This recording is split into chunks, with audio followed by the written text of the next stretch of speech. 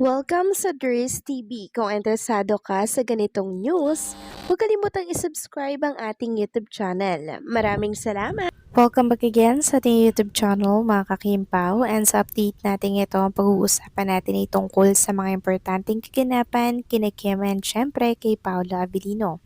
Pero bago po ang lahat, maraming salamat sa inyong patuloy na pagsuporta at pagsubaybay sa mga daily update natin. Kaya naman bilang pasalamat, narito pang isang napili kong komento patungkol ito sa naging previous update. Mula po ito kay Ginang Norma Dayag. Sabi niya dito, there's typical PM mula ng habol itong Jay. Bakit ba ayaw tantanan ni Jay si Paulo? Baka may hinahabol siya kay Paulo. Nako, mahiya-hiya kayo mga fans ni Jay kasi you are putting down your idol. Di ba kayo kontento kay Echo? Good lover naman siya, and according to Maarting Machika, much daw yung sweetness nila overload. So stop your dilulufaunin fans kasi yung Ekonin ay super duper sweetness nila overload.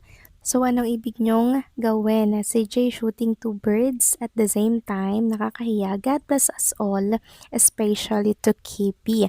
Maraming salamat po sa inyong komento, Ginang Norma Dayag. Nako, hayaan nyo na po yung mga bashers na yan na supporters nito nga si Jay kasi napakadami pong magagandang balita na nangyayari kay Kim and kay Paolo Avellino. Tingnan nyo na lamang po yung nangyari sa New York ngayon na kung saan nag-date lang naman si Kim, Paolo, kasama po si Aki sa isang theater doon. O, 'di ba mga kakimpa, wala po tayong time sa mga negativity na yan sa mundo po ng social media. Kaya naman, spread happiness, good vibes, and wag na nating patulan pa yan kasi may stress lang po kayo at maging ang makakabasa po ng inyong komento. So maraming salamat sa inyong komento, Ginang Norma Daya. God bless po at mabuhay kayo. So ito na nga, pag-usapan na natin ang mga balita po na nakalap natin sa hapong ito or sa gabing ito. At unahin na nga nating pag-usapan ng tungkol dito sa pa-congratulate po ng mga Showtime host kay Chinita Princess kanina. Nakaka-proud lang dahil talaga namang kahit wala dito si Chinita Princess sa It's Showtime, talaga nga pineplex nila yung mga achievement ni Trinita Princess na siyang agad namang pinagpasalamat po ni Kim Chu kanina. Sabi nga dito, thank you Pam, thank you BP Choice Awards. So ayan po si Chang Ami at yung mga Showtime host, proud na binati si Chinita Princess. Sabi nga dito, congratulations Princess Chinita for Movie Actress of the Year. For My Love Will Make You Disappear and Love Kim Pao Tour Success. Sabi nga po ni Darren kanina, enjoy lamang daw po si Kim and si Paula Avellino dito po sa bakasyon sa ibang bansa. Samantalang next topic, talakay naman natin ang tungkol dito sa pa-headline po ng Abante kanina lamang. So ayon dito, Kim Pao dumiretso ng New York. Paulo, naglabas ng resibong nanood sila ni Kim ng musical production. So ayan confirm mula po sa isang write-ups ng Abante na talaga namang nagbanding sila dito sa New York.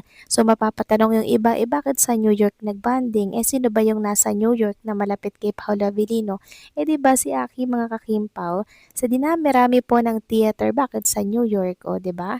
Alam nyo na yon mga kakimpaw kung bakit sila ay dito napiling pumunta at manood po dito sa theater. Dahil nga po gusto nilang maglaan ng oras kay Aki na matagal pong hindi nakakasama ni Paolo Avellino. Alam naman natin na itong si LJ talaga namang kampante nakasama po si Chinita Princess and Paolo, itong anak niya. 'Di ba? Botong-boto rin kasi yan kay Chinita Princess mga kakimpaw, kaya wala po siyang bagabag o pag-aalinlangan na ilabas po nilang dalawa itong anak nila at igala dito sa New York. Nakakatuwa lang, 'di ba?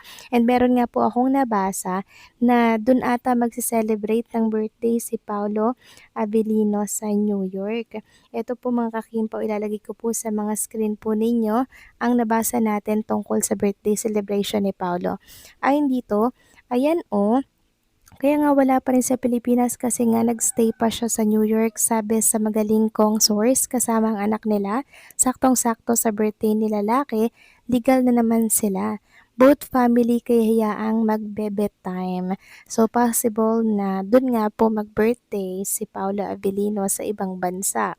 Yun ay kung kaya pa po mga kakimpaw ha, ng oras at schedule nila kung wala silang commitment dito po sa Pilipinas.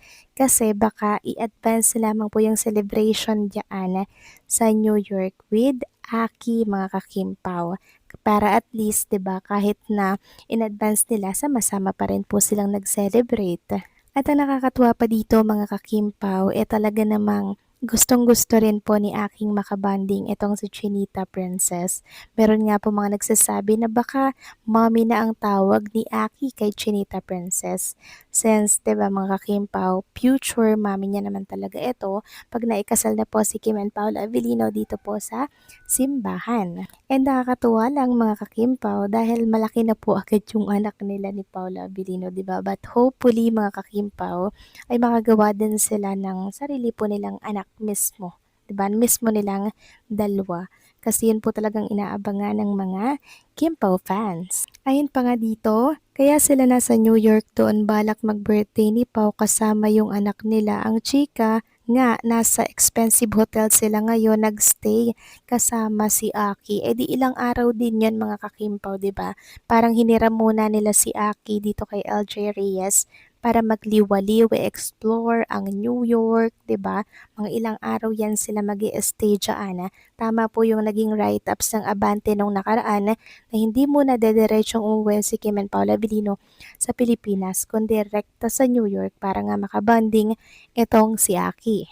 So ilang taon at ilang buwan din po kasi hindi nakakasama at nakakabanding ni Paolo Abilino itong anak niya na si Aki mga kakimpaw, no? Kaya naman naiintindihan ko yung nararamdaman at pakiramdam ni Paolo na makasama naman po yung kanyang anak since napakalapit nga po ng Toronto dito po sa New York. 1 hour and 40 minutes lamang, 'di ba? Kaya susulitin na po nila 'yan. Buong akala talaga ng mga Kimpaw fans, iuwi na sila. Tapos ang ending, wala naman pala mga kakimpaw, kundi sa New York pala ang diretso. Yung ibang team lang ang umuwi po ng Pilipinas, iba-iba po sila ng ganap. Tapos si Kim and Paolo, rumekta naman sa New York. O di ba mga kakimpaw, nakakatuwa kasi happy family nagbonding sa New York.